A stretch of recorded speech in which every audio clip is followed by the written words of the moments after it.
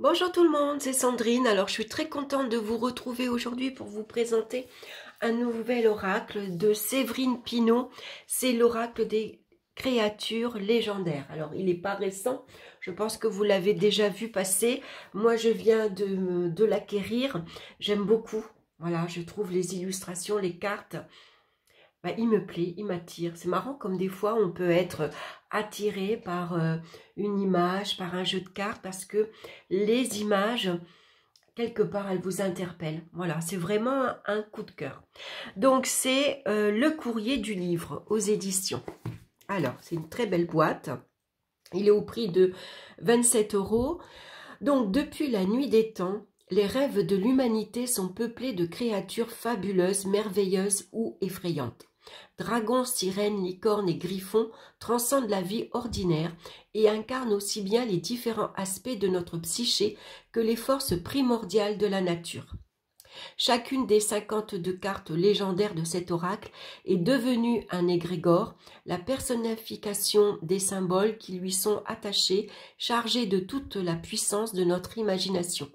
Les tableaux de l'artiste peintre Séverine Pinault et le livre d'accompagnement agiront comme autant de clés inspirantes pour éclairer avec bienveillance vos émotions, vos doutes et vos questionnements sur votre chemin d'évolution. Donc, laissez-vous guider par la magie des créatures légendaires. Donc, on a quelques cartes.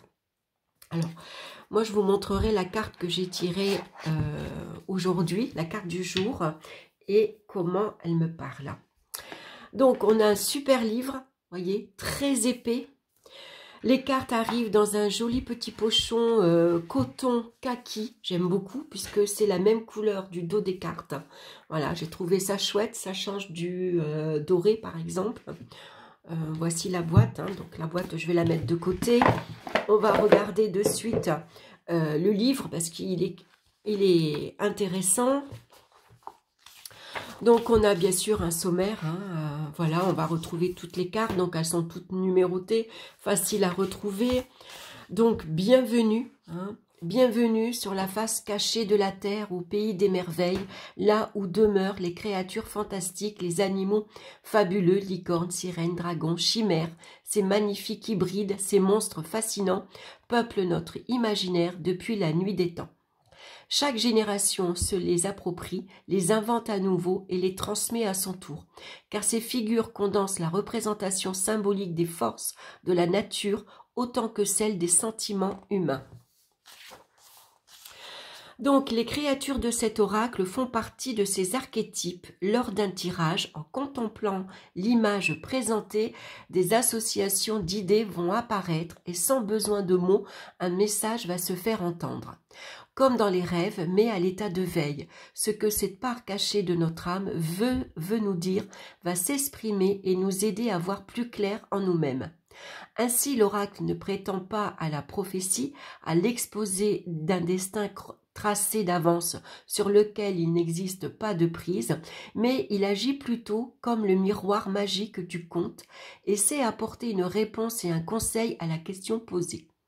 Il va rendre intelligible ce que souvent on méconnaît ou que l'on refuse de voir dans nos propres sentiments. Voilà, je vous lis quelques passages qui me semblent assez intéressants. Donc ici, on va avoir différents tirages. Donc on a le message du jour. Donc on va se tirer bien sûr une seule carte. Donc c'est intéressant d'avoir un journal. Comme ça, vous pouvez photocopier votre carte et puis inscrire votre message du jour par exemple. Ensuite, on va voir la même chose pour le message de la nuit. Le soir venu, on peut demander à l'oracle de nous indiquer la créature qui va accompagner nos rêves.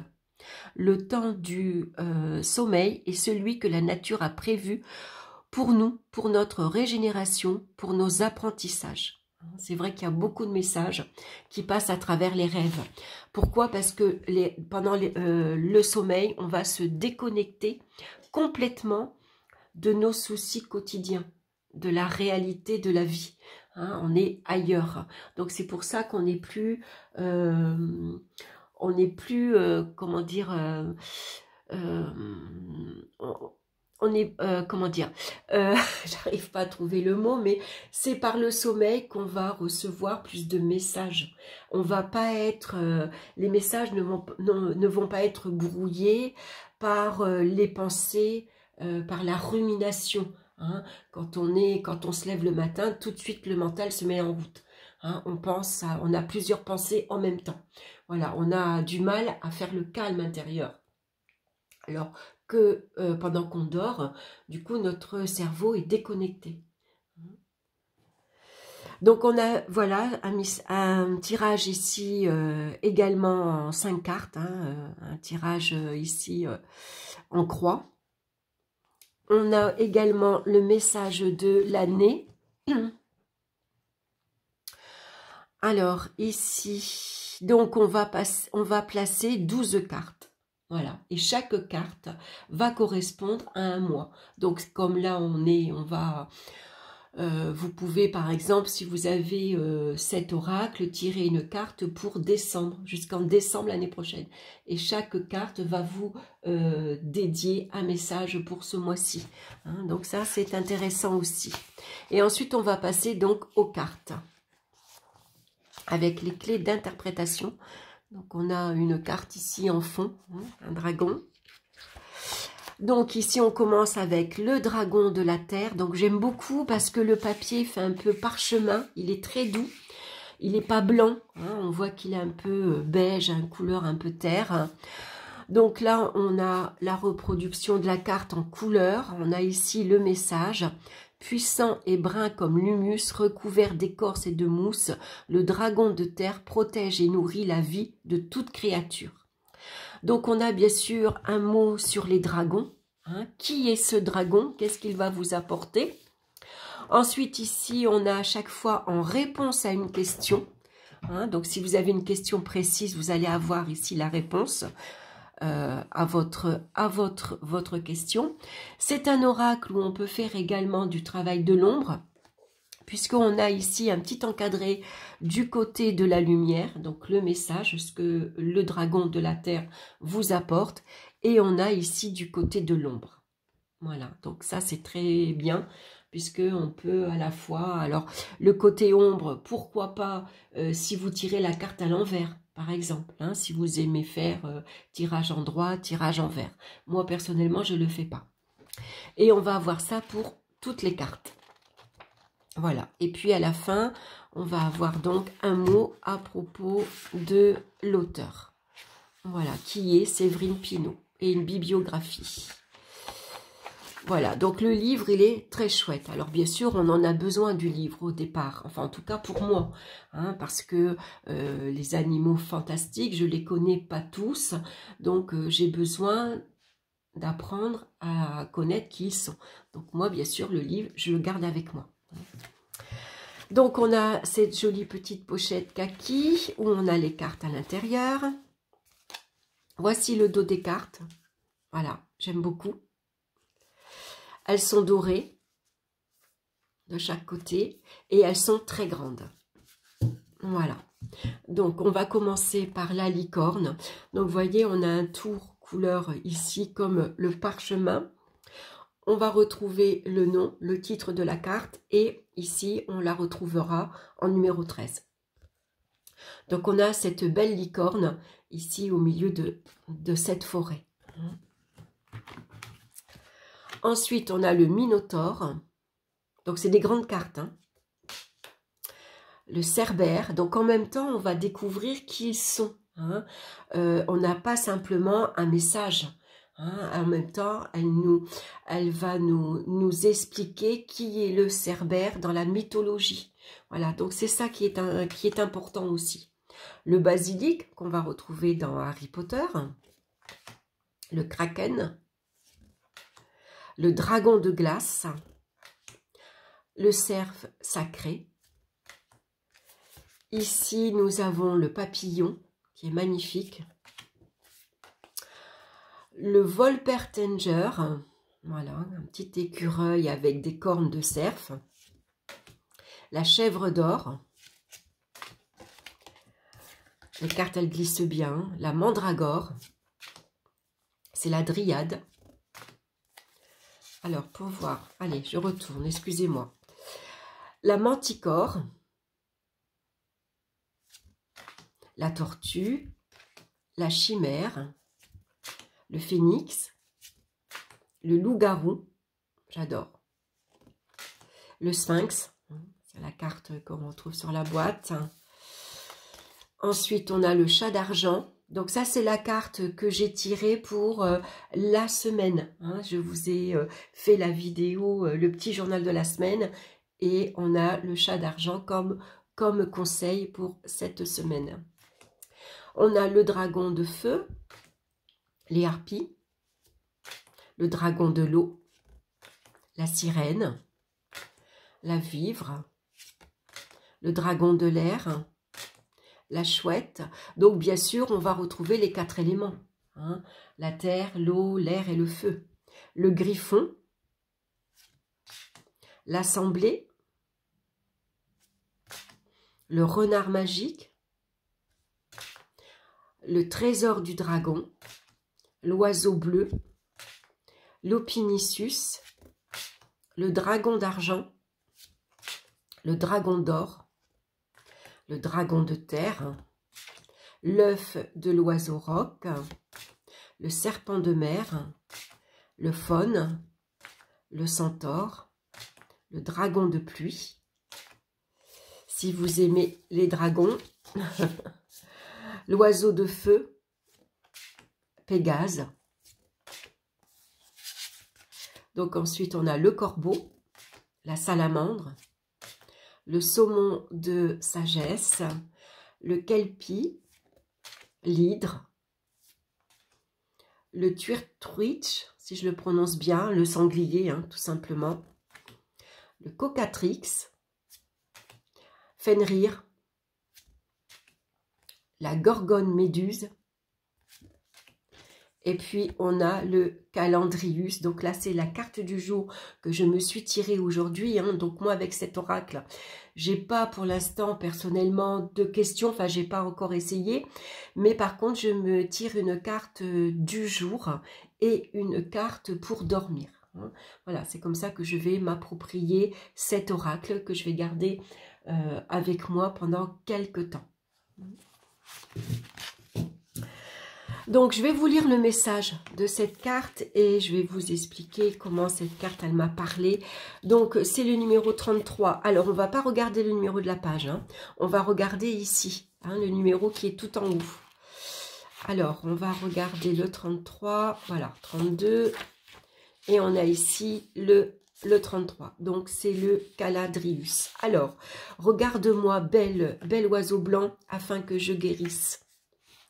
Au Moyen-Âge, on parle du calendrius comme d'un oiseau blanc avec des motifs sur la tête suggérant un crâne humain et doué d'un pouvoir de guérison. Quand on présente un malade à un calendrius, si l'oiseau détourne la tête, le malade est condamné. Par contre, si le calendrius fixe le malade, celui-ci va guérir à coup sûr. On dit également que le calendrius aspire la maladie de celui ou de celle qu'il va sauver et s'envole vers le soleil où il brûle les miasmes. Il est nécessaire de croire au pouvoir du calendrius et c'est cette foi qui attire vers vous son regard guérisseur. Le calendrius est clairement un symbole du Christ rédempteur qui lave le monde du péché. La foi permet d'être sauvé. Le calendrius au plumage immaculé est la vivante image de la pureté des sentiments élevés. Son chant est mélodieux. Et ce volatile qui peut approcher le soleil vit pourtant pendant la nuit et s'abrite dans les rochers. L'espoir de la lumière peut exister au cœur de l'ombre et au milieu d'une terre de roches stériles. Le calendrius est un signe d'espoir, d'optimisme. Bien sûr, s'il annonce la guérison d'une maladie ou d'une peine, il demande simplement de garder foi en l'avenir, d'avoir des pensées positives. Vous êtes acteur de votre établissement et c'est en cherchant du regard du calendrius que celui-ci peut emporter loin de vous les mauvaises énergies. Si vous n'y croyez pas vous-même, la situation ne peut pas s'améliorer. Le calendrius est aussi un encouragement à purger votre esprit des pensées noires, des sentiments toxiques. Ces idées peuvent rendre malade aussi bien physiquement que psychiquement, et visualiser le blanc calendrius sans saisir pour les brûler dans la lumière du soleil peut vous aider à vous en débarrasser. Donc moi, c'est un message qui m'a énormément parlé parce que j'ai eu une semaine assez compliquée, assez difficile, où j'ai eu un esprit assez agité. Je ne vais pas dire que j'ai eu... comment dire? Comment je vais vous dire? Je me suis pris des réflexions d'une personne. J'ai rien dit sur le moment, mais forcément... intérieurement, ça m'a contrariée. Et donc, j'ai eu des pensées noires. Voilà, j'ai pas honte de le dire, hein, j'ai eu des pensées assez négatives où j'ai ruminé ma colère. Et je me suis dit, la prochaine réflexion, alors là, la personne, elle va pas être déçue, parce que je saurais quoi lui répondre.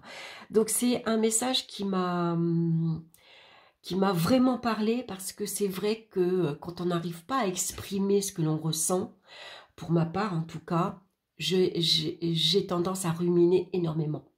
J'aurais dû dire ça. Et puis la prochaine fois, je lui dirai ça. Et puis je lui dirai comme ça. Et puis je vais lui sortir ça. Et puis ça tourne en boucle. Donc vous voyez, donc pour moi, ce message, il est clair. Voilà, j'ai besoin de passer à autre chose. J'ai besoin d'éclaircir mon esprit, hein, de me débarrasser de ces sentiments nocifs pour moi à la fois, parce que je me fais mal intérieurement à ruminer. Hein. Donc il faut vraiment que quelque part je me nettoie, je me purifie, je me débarrasse de ces idées noires. Hein, de ces pensées noires, de cette rumination, de cette colère.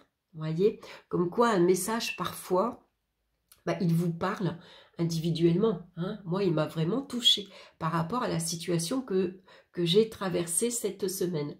Vous voyez, donc voilà. Pour moi, cet oracle, voilà, il est vraiment parlant. Hein. Je ne peux pas dire que il m'a pas sorti un autre événement, quoi. Hein. Il a vraiment touché dans le mille. Donc voilà, je trouve cet oracle hyper intéressant, et donc je vais continuer à travailler avec lui pour ça. Voilà, donc mon message, voilà pour moi la carte de la journée. Donc ce soir, je me tirerai une carte pour voir si j'ai un message, si je reçois un message à travers mes rêves. Et puis demain matin, je me tirerai une autre carte. Voilà, donc celle-ci, pour l'instant, je l'avais remis dans le paquet pour vous montrer les cartes. Mais là, je vais la poser sur mon bureau et elle va rester là toute la journée. Comme ça, à chaque fois, quand je vais passer devant, je vais me remémorer son message. Voilà, écoutez, j'espère que ça vous aura plu, que cette présentation vous aura intéressé. Sans doute que vous l'avez. N'hésitez pas à me dire comment vous travaillez avec cet oracle, est-ce qu'il vous parle également. Peut-être ça vous aura donné envie tout simplement de vous le procurer pour vous aussi, vous tirer une carte et voir comment cet oracle vous parle. Voilà, écoutez, je m'arrête là, je vous embrasse et je vous dis à très bientôt. Bye bye.